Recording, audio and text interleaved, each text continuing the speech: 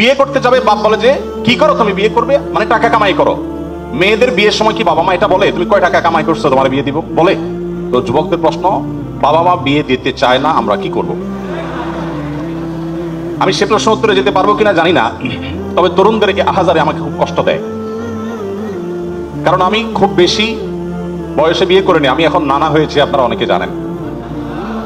আমার এই বয়সে আমি নানা হয়েছি, এটা অনেকে শুনলে আসমান থেকে নাজিল হওয়ার উপক্রম হয় যে কিভাবে সম্ভব। তো আমি বলি, আমি আমার সংসার জীবন গোছানো শেষ, আমি এবং আমার মিসেস সহ বাকি জীবন আরামের সাথে দেশ বিদেশ যদি ঘুরেও বেড়াই, আল্লাহ বিল্লাহ করে বাকি জীবন কাটিয়ে দিই, আমার কোনো টেনশন নাই, কারণ আমার সংসারের সব সেট আপ করা শেষ।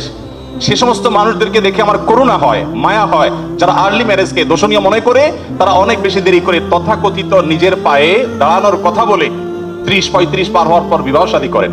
এই মানুষগুলো তাদের ছেলে মেয়ে হইতে হইতে, প্রথম তো আবার ছেলে মেয়ে নেওয়া যাবে না, একটা লম্বা সময় এনজয় করতে হবে, 40-এর পর হয়ে যায় ছেলে মেয়ে হতে হতে। এরপর এই ছেলে পড়ালেখা করে গ্রাজুয়েশন করতে করতে 55-60 চুই হয়ে যায়, ততক্ষণে সংসারের ঘানি টানতে থাকে।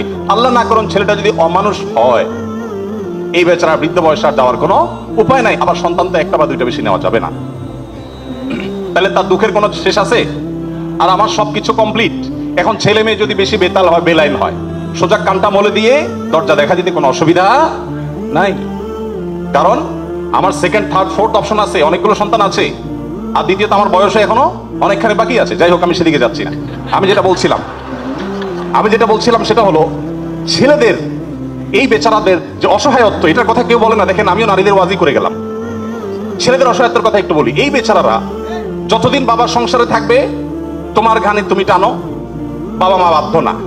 মেয়েকে কিন্তু এটা বাবা বা মা বলতে পারেন না। এরপর যখন বিয়ে হবে, বিয়ের সময় ওই যে ছেলেরা চিরকুট নিয়ে আসে, হুজুর একটু বলে দেন আমার আব্বা এখানে আছে। আমি পল্টনে একটা হোটেলের উদ্বোধনী দিনে আমার এক বন্ধু মানুষ সেখানে গেছিলাম, এক ছেলে তার বাবাকে ধরে আমার কাছে নিয়ে আসছে, এসে বলছে, হুজুর আপনার অনেক ওয়াজ শুনছি, আজকে আমার বাপরে হাতের কাছে পাইছি, আমাকে বিয়ে দেন, আমি বহু বলছি, আজকে আপনি হাতে নাতে বলেন। আমি নিজে লজ্জা লাল হয়ে গেলাম, ছেলে কি বেহায়ের মতো কথা। যাই হোক, তো এই বেচারারা বিয়ে করতে যাবে, বাপ বলে যে কি করো তুমি, বিয়ে করবে মানে টাকা কামাই করো।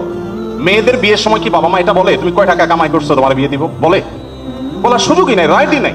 এরপরে বিয়েটা যখন হয়ে যায়, এই বেচারা এতদিন নিজের পেট পালা লাগতো, এখন বউয়ের পেট পালো, ছেলে মেয়ের পেট পালো, অর্থাৎ তাদের রিজিকের ব্যবস্থা করো, তাদের উপার্জনের দায় দায়িত্ব তার। নিজের বাবা মা যদি বৃদ্ধ হয়ে যান, অসহায় হয়ে যান, তাদের দায়িত্ব তার।